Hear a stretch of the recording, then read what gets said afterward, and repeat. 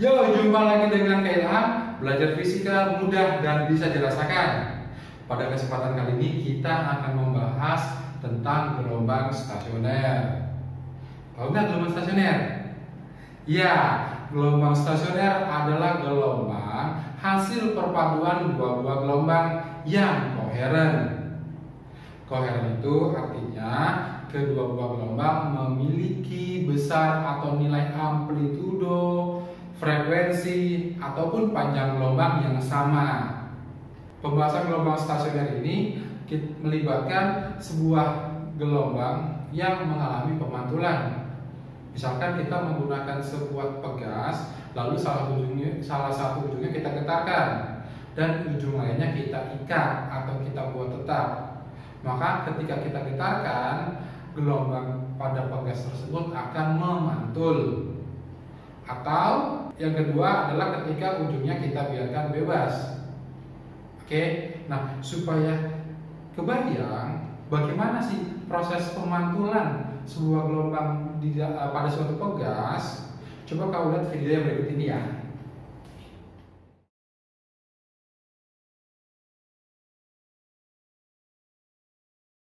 Gimana? Udah lihat? Ya, gelombang pantul akibat salah satu ujungnya kita buat tetap adalah dia akan membalik arahnya. Jadi yang semulanya dia bergerak lewat atas, maka ketika dia memantul, dia akan lewat bawah. Tetapi ketika ujungnya kita biarkan bebas atau tidak terikat, maka dia akan memantul lewat jalur yang sama. Oke, sudah kebayang? Iya. Habis ini setelah ini kita akan membahas tentang persamaan gelombang stasioner pada ujung terikat dulu ya. Jangan lupa buku catatannya sudah siap belum? Kalau belum siapkan dulu ya. Oke, silakan.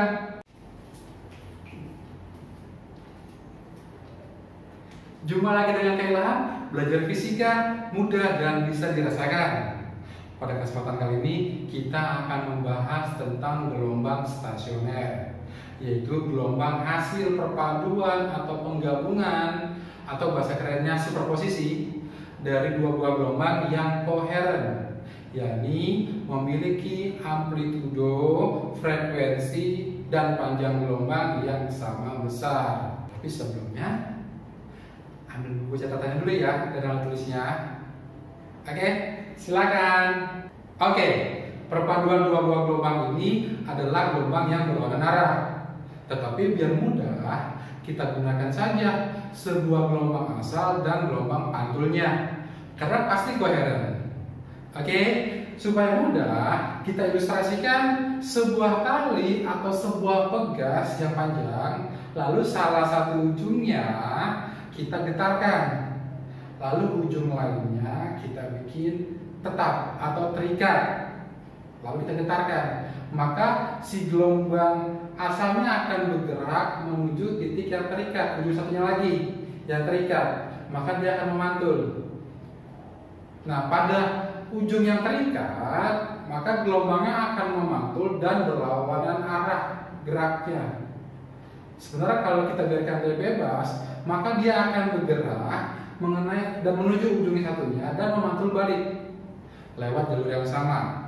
Sudah? Supaya mudah, coba lihat ilustrasi video berikut ini. Ya, sudah lihat ilustrasinya? Oke, jadi kalau misalkan ini adalah gelombang asal, ada sebuah gelombang merambat ke kanan, lalu ada gelombang pantul atau gelombang kedua yang dia merambat ke kiri, dan keduanya koheren ya. Nah, jika keduanya berpadu, ada dua kemungkinan atau ada dua kondisi yang bisa kita lihat. Yang pertama adalah ketika keduanya saling menguatkan atau saling konstruktif atau saling membangun. Kira-kira terjadi saat seperti ini. Ketika keduanya seperti ini atau tumpang tindih seperti itu, maka dia akan menghasilkan suatu gelombang yang jauh lebih besar, yaitu kira-kira seperti ini. Ini namanya konstruktif. Ya, ini adalah hasil perpaduannya. Ini kalau disebut sebagai konstruktif. Sementara ada kemungkinan yang air itu sebagai destruktif atau menghancurkan, yaitu kira-kira dia bentuknya seperti ini. Antara gelombang datang dengan gelombang pantul itu berlawanan, maka hasilnya kira-kira seperti ini. Seperti itu. Nah, ketika kondisi yang atas terjadi, maka kita akan melihat suatu gelombang gelombang perpaduan yang amplitudonya jauh lebih besar, kira-kira 2 kali lipat.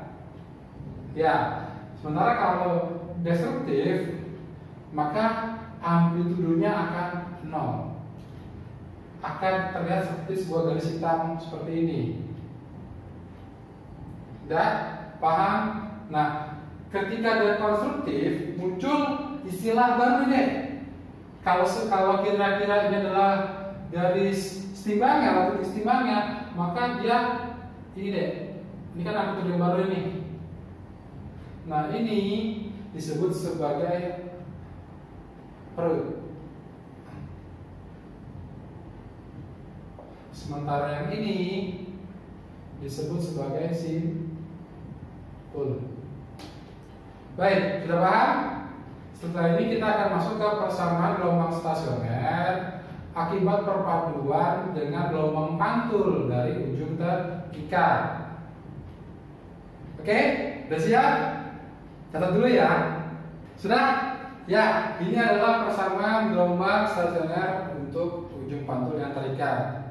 Oke, ini deh ini merupakan hasil perpaduannya ya. Sudah merupakan hasil gabungannya. Maka ini yang namanya simpul dan ini yang namanya perut. Ya, jadi yang tinggi ini amplitudo yang positif atas dengan negatif bawah itu disebut sebagai perut. Sementara yang nilai selalu 0 itu disebut sebagai simpul. Adapun persamaan gelombang stasioner ujung terikat adalah seperti ini. Ya, dengan bagian depan ini disebut sebagai amplitudo daripada gelombang stasioner, yaitu Si2A sinus Kx. Maka persamaan gelombang stasionernya menjadi amplitudo gelombang stasioner dikali cos omega x. Maaf. Jadi persamaan gelombang stasionernya adalah amplitudo stasioner dikali cos omega t. Sampai sini ada pertanyaan? Oke, kamu catat dulu ya. Setelah ini kita akan ke contoh soal. Silakan. Oke, sekarang kita masuk ke persamaan gelombang stasioner untuk ujung terikat. Kira-kira gini gambaran deh. Ini adalah hasil gelombang stasioner ya. Artinya di sini sudah terdapat perut dan yang namanya simpul. Misalkan ada sebuah titik P yang jaraknya X daripada ujung pantul. Maka simpangan titik P dari ujung pantul setelah T detik yang lalu dapat kita cari melalui persamaan yang di atas ini, di mana X-nya adalah jarak titik tersebut ke ujung pantul dan T-nya adalah T dari ujung pantul. Nah, bagian yang depan ini yang akan pisahkan ini disebut juga sebagai amplitudo gelombang stasioner. Jadi secara nggak langsung bentuk lainnya adalah simpangan YP sama dengan amplitudo stasioner dikali dengan cos omega T. Oke? Selain kita dapat mencari simpangan sebuah titik dari ujung pantul di gelombang stasioner, itu paling sering ditanya adalah di mana sih letak perut kedua dari ujung pantulnya, atau di mana sih letak simpul kelima dari ujung pantulnya. Ya, itu sebenarnya sangat sederhana deh. Jadi jika ujung terikat ini adalah ujung pantul, maka ini adalah simpul pertama, simpul kedua, simpul ketiga, simpul keempat. Ini adalah simpul ke 5. Nah, supaya gampang, kakak misalkan nih, kita ambil satu gelombang aja deh. Jadi Kalau ini adalah ujung pantulnya, ujung terikatnya, maka akan satu gelombang nih. Kan ini nih. Nah, ini kita bikin gelombang balik ya, artinya dia geraknya kan ke atas bawah.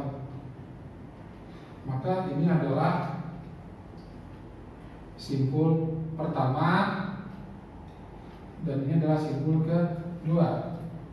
Kalau kita perhatikan, kalau segini jaraknya adalah L, maka L ini kan terdapat satu gelombang. Maka L ini sama dengan panjang gelombang, satu panjang gelombang. Maka dari ujung terikat ke simpul kedua ini jaraknya sejauh satu panjang gelombang. Dan diantaranya ada simpul pertama. Kira-kira berapa jaraknya? Iya, betul. Kalau dari ujung terikat ke simpul kedua jaraknya adalah satu panjang gelombang, maka dari ujung terikat ke simpul pertama jaraknya setengah panjang gelombang. Cerdas. Ya, berarti jarak ujung terikat ke simpul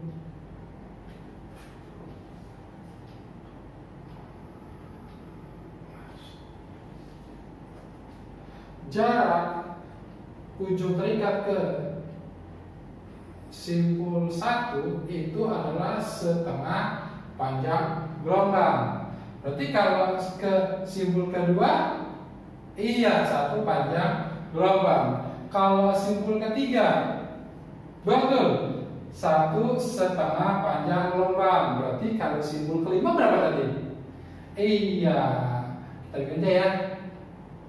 Ini berarti 2 kali panjang gelombang, ini berarti 2 setengah panjang gelombang. Gampang kan? Berarti dari ujung ke simpul kelipatan setengah panjang gelombang. Gampang kan? Sementara kalau dari jarak ujung terikat ke perut, nah perut kan ada di sini deh. Ujung terikat ke simpul pertama kan setengah panjang gelombang. Di antaranya terdapat yang namanya perut. Berarti setengahnya dong. Berarti kalau dari ujung terikat ke simpul 1 adalah setengah panjang gelombang, maka dari ujung terikat ke perut pertama, iya seperempat panjang gelombang. Lalu kalau ke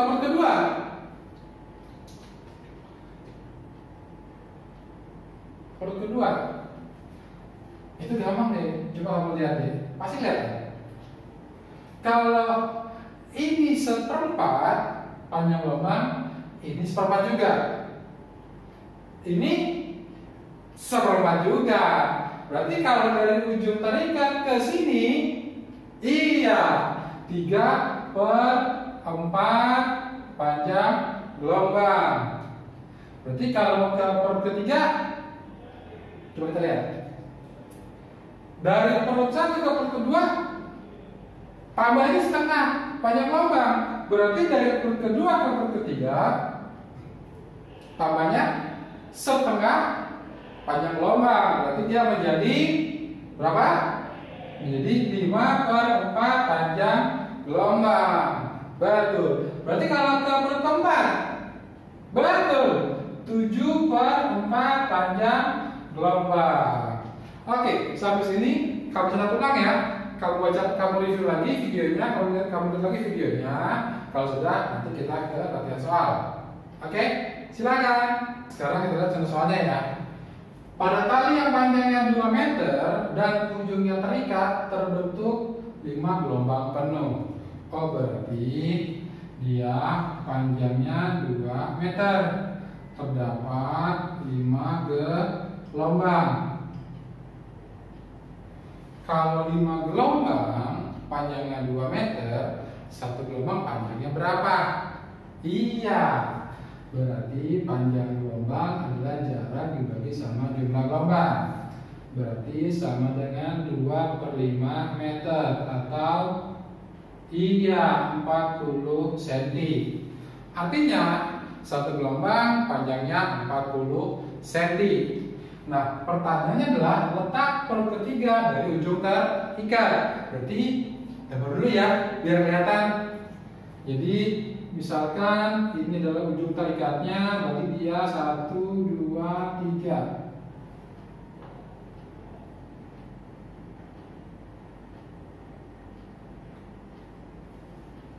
Berarti ini ujung terikat deh.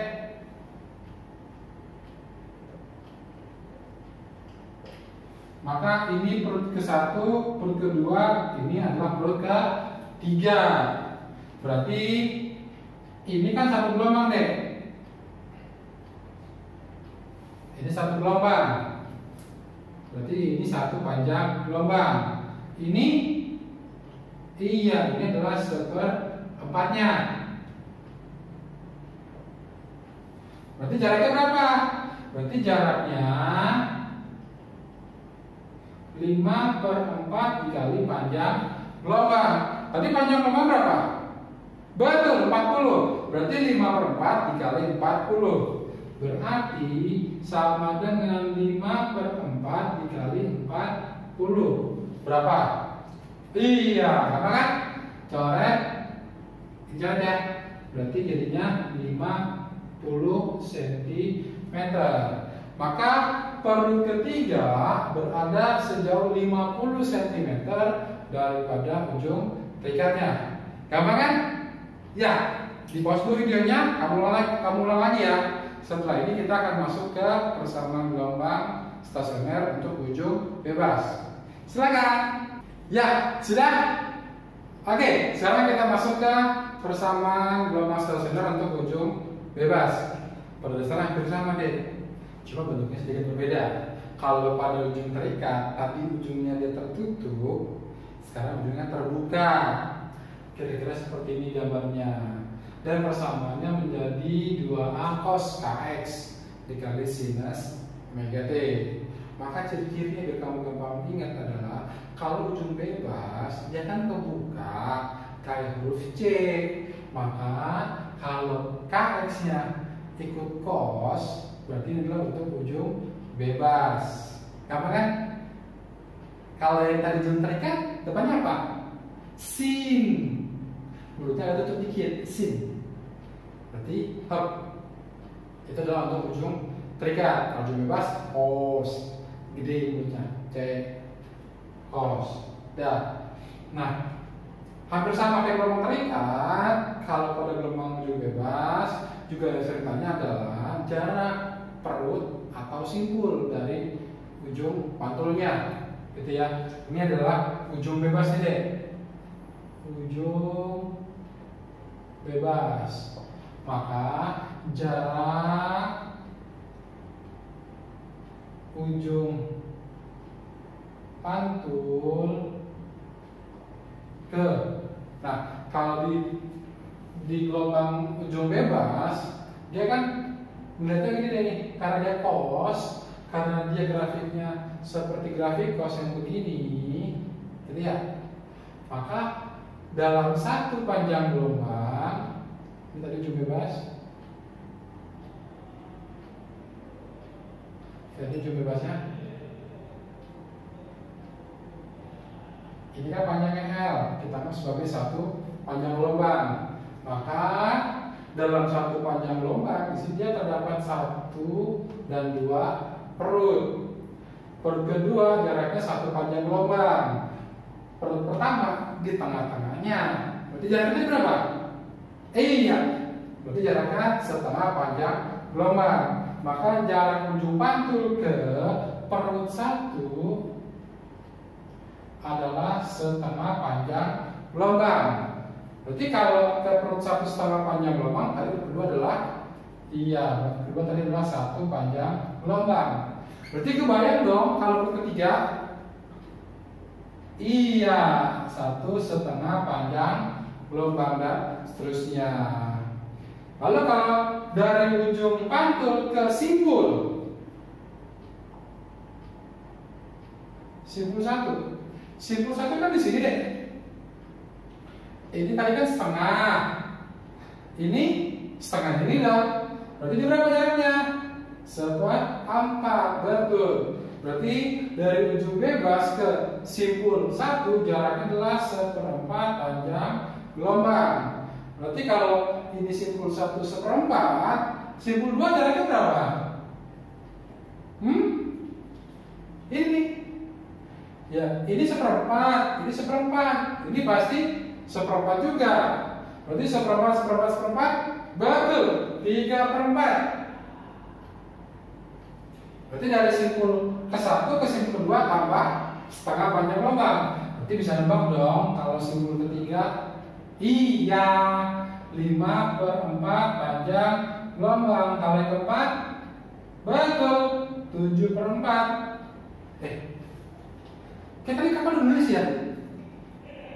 Kita nulis ini. Iya, betul. Berkebalikan dengan ujung terikat. Jadi kalau pada ujung bebas yang setengah gelombangnya adanya di perut pertama. Tapi kalau ujung terikat adalah simpul pertama, betul. Berarti bisa dong. Gampang kan? Oke, catat dulu ya. Setelah kita masuk ke contoh soalnya ya. Silakan. Oke, kita lanjut ke soalnya. Gelombang stasioner akibat perpaduan gelombang asal dan pantul yang ujung bebas tercatat simpul kelima berjarak 2,25 meter. Simpul kelima. Catatanlah jarak simpul kelima ini ya. Simpul kelima adalah 2,25 meter. Simpul kelima berarti ujung bebas 1, 2, 3, 4, 5. Berarti 1/4, 3/4, 5/4, 7/4, 9/4. Berarti 9/4 panjang gelombang sama dengan 2,25 meter. Berarti panjang gelombangnya berapa deh?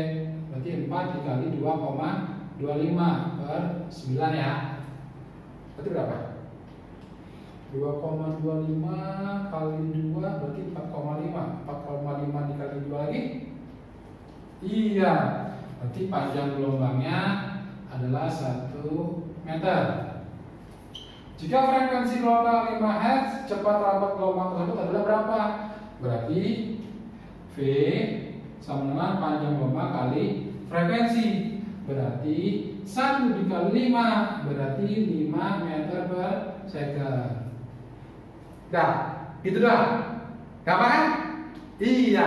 Nanti kita lagi videonya ya. Kamu kerjakan ulang, latihan lagi supaya kamu tambah jago.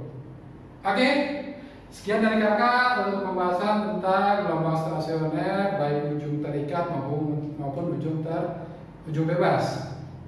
Jangan lupa like and share serta subscribe channel kita agar semakin berkembang. Oke, sampai jumpa. Salam sang juara.